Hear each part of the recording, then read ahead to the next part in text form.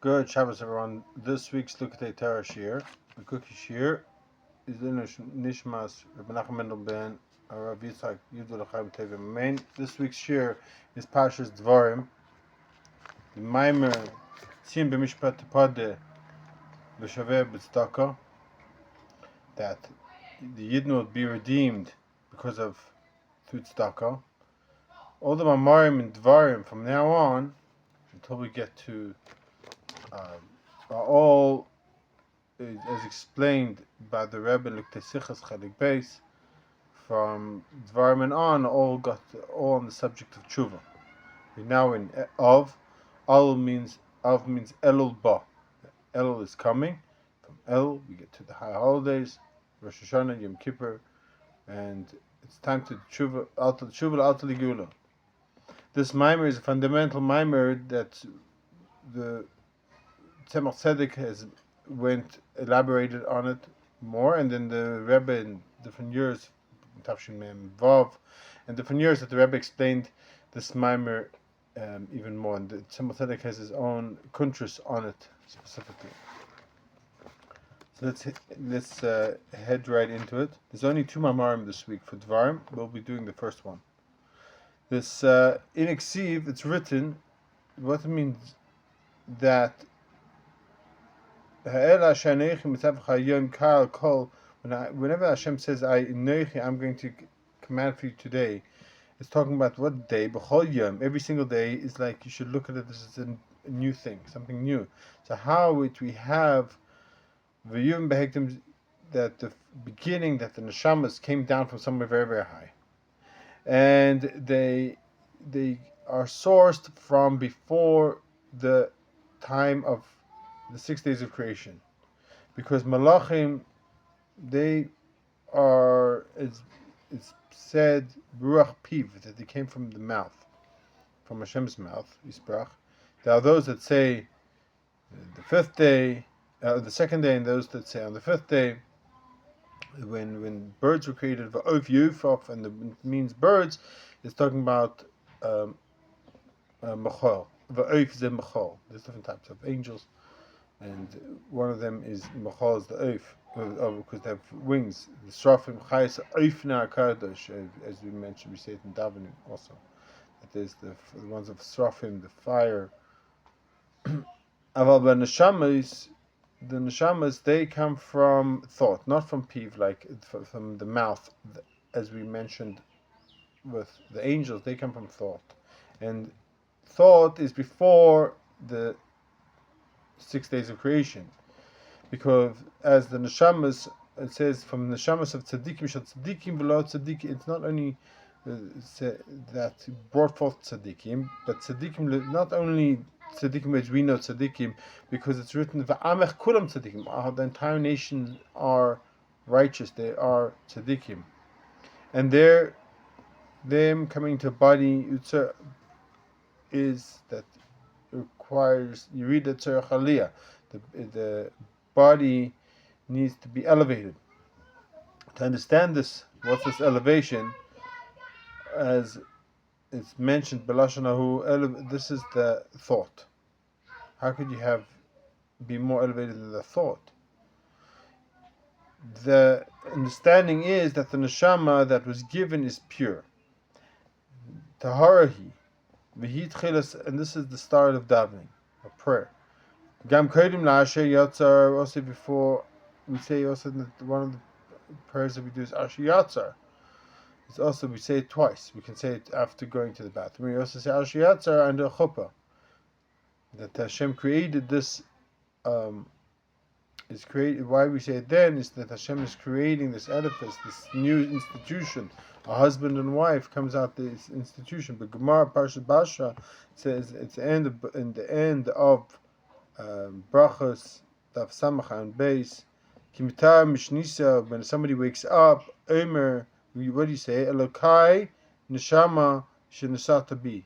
That's one of the first bracha after Asher Yatzar, that we say in the morning. Because it is pure. What does it mean tahara? What is purity? Tihiru ilah. Tihiru ilah is a concept in in Chassidus and Kabbalah of this high before Tzimtzum, before the contraction of the world. This before, and you have just negative. You have Oris and Kadim. You have this element of Jud was just good. When once you have a contraction, you have to create some level distance from this just purity, and you have to create something that of darkness or something like that. But we don't want to go into that now. That's not what we just keep it on track. And after this, we have this purity. Afterwards, Hashem created it. What's that mean? Bria, what's this creation? So we're dealing with before creation, as we know, before there was vessels, before there was light, before these things. Kainus yesh miayin, something from nothing. Anifach the bihlabshus and neshama. This is when we get informed this neshama that goes into a betoicha inside a guf, inside a body. And why? Because that will enliven the body. Without the neshama, the body's not alive. When you are guarding me, that you're guarding that I don't go out of my body. This is the idea of makif. The body surrounds the soul. The soul is inside the body. And we have the Ein Seif Brichu. This is this eternal light that Seiviv Kol Almim surrounds the entire world. Mamala Kol Almim, it fulfills the entire world. It's not just above. That's distance. Then every single part that's enclosed within it, Hashem is everywhere. That's enlivening this creation. That some form of the energies are coming into it. The shmira, and this is that guarding that you have this keli in this vessel that's holding this neshama, which is a guf. That's the keli, and you have shalai yifsuk achayis v'yetzin. This is in order that the neshama shouldn't go out. Because you know the story of the Alter Rebbe that somebody had too much. There was the tzaddik. Other tzaddik had too much pilus of the neshama that he had to go. He wanted to go up to higher realms, and the Alter Rebbe gave him a piece of a bagel with some butter on it, and put it in his mouth in order for him to be attached to this world. Because yes, our neshamas are constantly trying to return to that original source of when it was just them and Hashem. That's it. There was no other. There's no confusion. There's no angels and there's nothing else, and it's just me and Hashem. And that's what they want. That we're always trying to yearn for. That's the ultimate yearning that we want to be. When it was just good, it was nothing negative there. To my son, to my beloved, every single time that the neshama is within me, I'm showing that thanks. This is one of the things that we have to do is to give thanks and to the recognition that yes, I have that not at any moment that once the neshama leaves, you're not here anymore. You don't exist. So that every single time, that everybody has this potential to thank Hashem. When you thank God, because you have to, and one of the this prayer is a very important. You can say it even when you're at an impure time. You say it when you wake up in the morning, Meidi Ani, and you say it even with your hands are still unclean because the neshama goes out. The negative parts come from the fingertips, and that's one of the reasons we wash our hands to eradicate any of that tumor that still exists. But you're still allowed to say Meidi Ani. This is when you say that you have to thank Hashem that He returned your neshama into this body. The prayer of Meidi Ani, it doesn't contain Hashem's name in it, and it's a. By the way, it was created from where I'm sitting here, just about a mile, less than a kilometer where I'm sitting. This is where this prayer was created, was made. It's many amazing things have occurred. Miracles have occurred when the Rebbe would tell people to say Moda Ani. There's people who weren't able to speak, and they said a lot of amazing things. Now, thanking Hashem, recognizing that the blessing that He's given you, that He returned your neshama from a night of recharging in Shamayim, and now He's come back into this vessel. And after you've already said Modani Baruch Atah Hashem, who madrega gvoitem b'chins hoda. So whenever we say a bracha, a Baruch, I bless it, you Hashem, it's higher than just thanking. But you can always say Baruch Hashem, no matter what time of the day or night, you say Baruch Hashem. That's not a problem. No, that's Modani. It's encouraged. But now, when you're actually saying this blessing of Baruch Atah Hashem, it's a whole nother level. You're going straight to the source, and it's not like the regular part of davening, which you have different levels that we daven in, especially in Shachris, when you have been going through the different worlds of davening.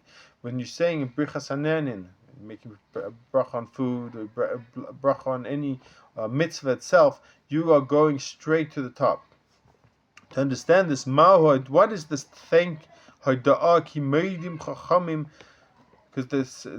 the sages have added, how is it possible that I could go right next to Hashem? How could we, so lowly, where we live here, we live in this world, and go straight to the top? How could it be possible? The creation, who yesh, is completely you cannot compare rears of we're physical flesh and blood, and yet we're going straight to who's made us to our master. Yesh mi'ayin shemayim va'aretz, it's heavens and earth apart. Shmi hashamayim, my name's in the heaven. Dvar hayesh hanir le'inav, that this here I can see something. U'mashalamalahu, something from then, to the fact that you're recognizing is something above you. Ha'ain, and that nothingness, that you're able to even comprehend that. And other creations, they can't recognize that grandeur of the Eibishter. It's impossible. They don't have it. They're limited in their scope, in their vessels. You cannot expect a stone to recognize the Eibishter. It doesn't exist. We were given that. We have been given that benefit.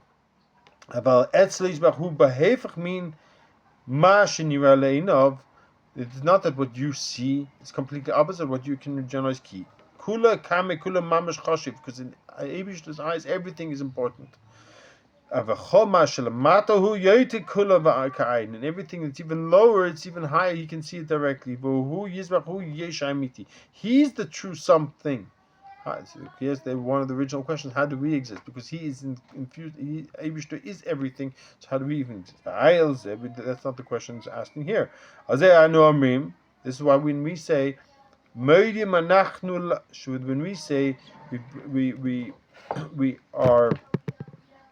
we give thanks, that we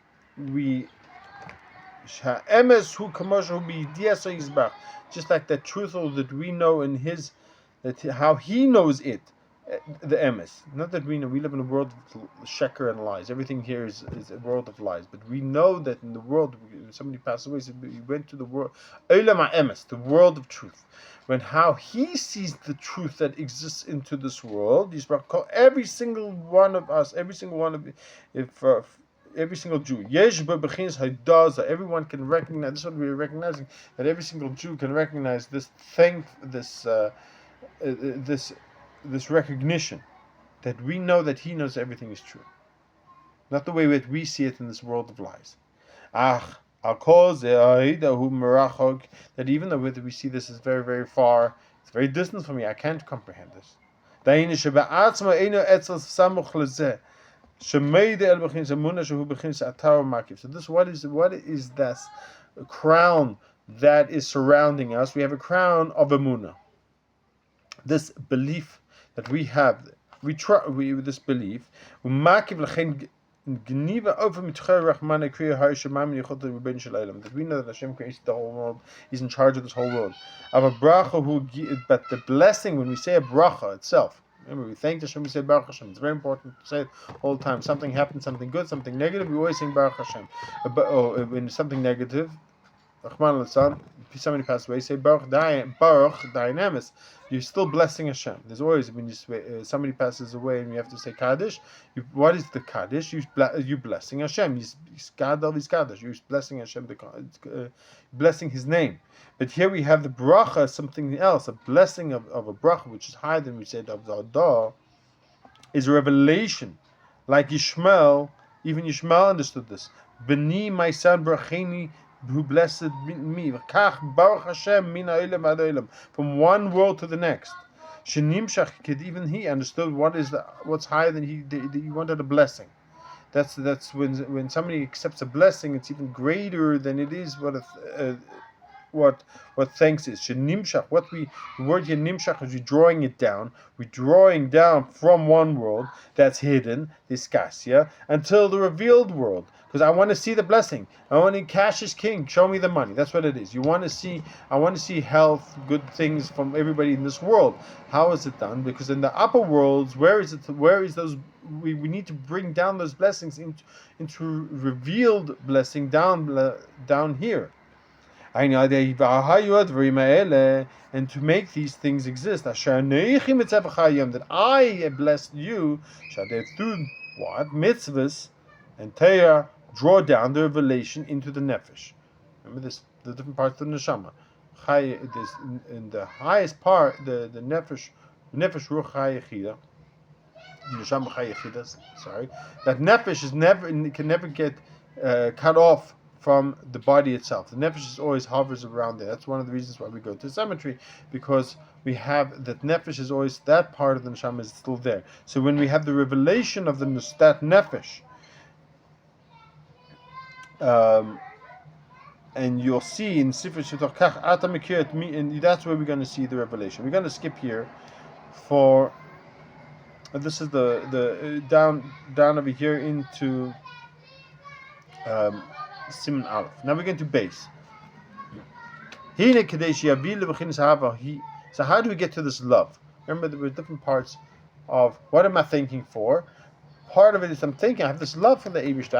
I want to thank you, not just as a carousel type, so you did something good for me. I have to always show thanks. It's very, very important to show thanks to somebody who did something good for you. But not talking about, I'm thanking you also through a love. A love through when I contemplate that Shema Yisrael. When we say Shema Yisrael, we've mentioned it Shema Yisrael is one level of the Yichud of Hashem's name. That's the upper world. And Baruch Hashem Kavod Malchusei is down in this world. The understanding is in Habriya Hu Yesh Mi'ayin. Creation is something from nothing. Like we said, Baruch Hashem Kavod Malchusei that's the idea of the start of Malchusei, his rulership, his kingdom. Mashenikra Melech Aleim, that he is king over them. It's one of the things, the height of Yom Kippur davening, by Ne'ilah, we say Shema Yisrael, and we say Baruch Hashem Kavod Malchusei 7 times. This is that we recognize that Hashem is king. Sha'anu b'chinas atzmis, this is like the Ketarasim. Sha'atzmis, what is his essence? That we recognize that he is enlivening all the worlds, the above and the below, and Mamshich, and his relationship and his rulership is down here. B'chinas, that he is king who Moshel, he is ruling the Baal Karchan Shalabetuvasan V'hu B'chitzonis. Not just we see that when something good happens, we see the externality of it. That not just that he's a king, then we see the midas of a king, we see external, the pomp and grandeur of the king. What we are seeing is that in every generation there is generations that were even evil, more like the generation of the flood, the Mabul, that they could not receive the king, the rulership of Hashem over them, Baratzin, because they didn't want to. That's what it was. Not that they couldn't receive it, but necessarily that they didn't have the will for it. But nevertheless, they were alive. Not that Hashem just finished, that's it, once moment, finished them all off. He wanted them to return to their true selves as well. That what is their true selves is that Hashem created them. That